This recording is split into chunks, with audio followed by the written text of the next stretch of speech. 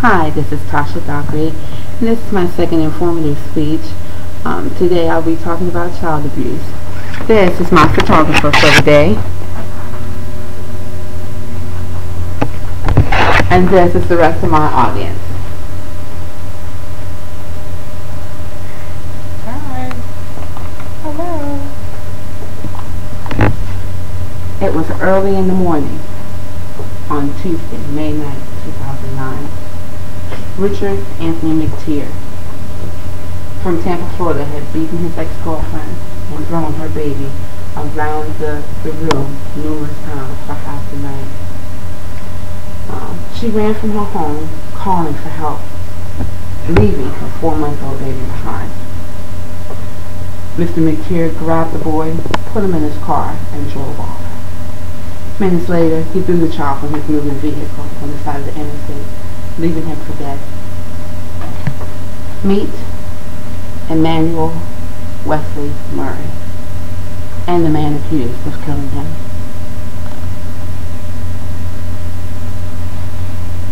A preliminary autopsy showed that the boy died from blunt trauma to his head. The man who discovered Emmanuel on the side of the interstate said that even in death, the boy's eyes were wide open.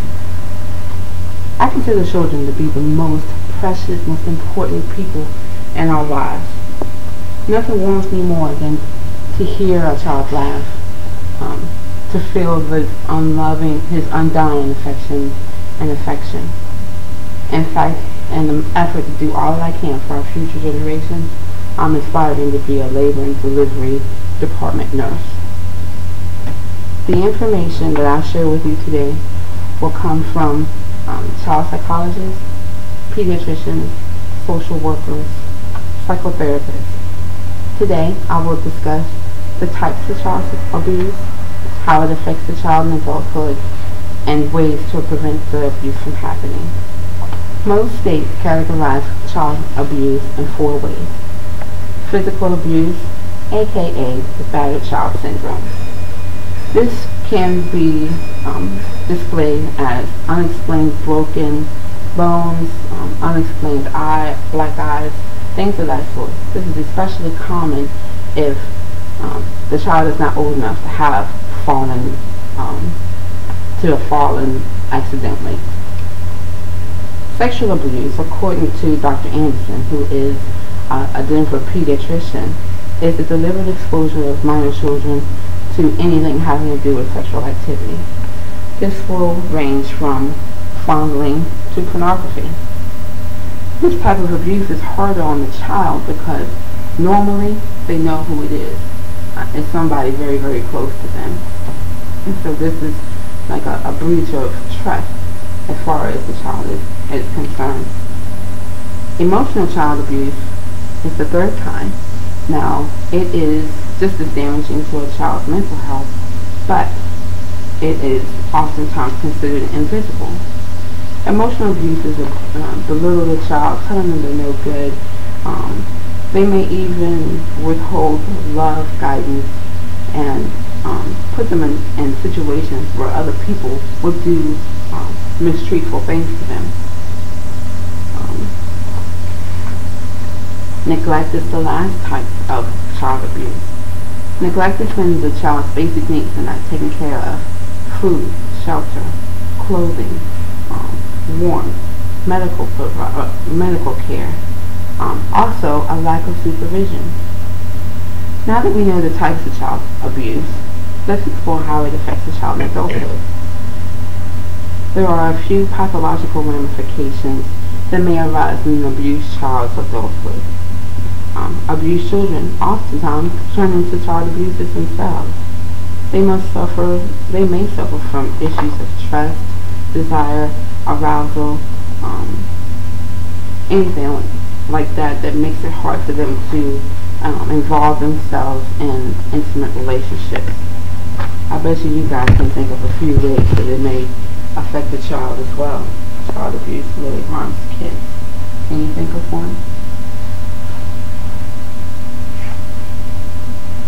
Now, understanding the types of child abuse and how it affects the child makes it easy to advocate ways of stopping the abuse.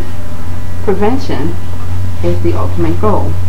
Would you agree that prevention is achievable if caretakers take an active role into what their child may be going through? In schools and recreational centers, there are classes offered that stress the importance of paying attention to a child's behavior, what to look for when it changes, and what to do when it does change. Parenting seminars teach not to discipline when you're angry, being aware when somebody takes an uncommon interest in your child, and never ever leaving the child unattended. Dr. Kraser, who is the executive director of the Safe Child program, believes wholeheartedly in these parenting seminars. In fact, what she does is man what's called the Safe Child program. Now, this is a program that is designed to give videos, seminars, teleconferencing, anything like that that has to do with making it so that a child knows when bad abuse is bad, how much is too much, and to know that it is okay to tell somebody if they don't feel right when somebody does something. Mr. Liu, Mike Liu, he is a social worker. He stresses that the abuse try to eliminate all issues with any type of substance abuse, get out of any type of abusive relationships themselves, and join support groups. In conclusion, I think all of us have an ethical, if not even like a legal obligation to report any potential or abuse to the appropriate authorities. We must teach our children not only about stranger danger, but also of the things that may happen in the home. Today, we've discussed the types of child abuse, how it affects the child, and ways to prevent another Emmanuel Murray accident.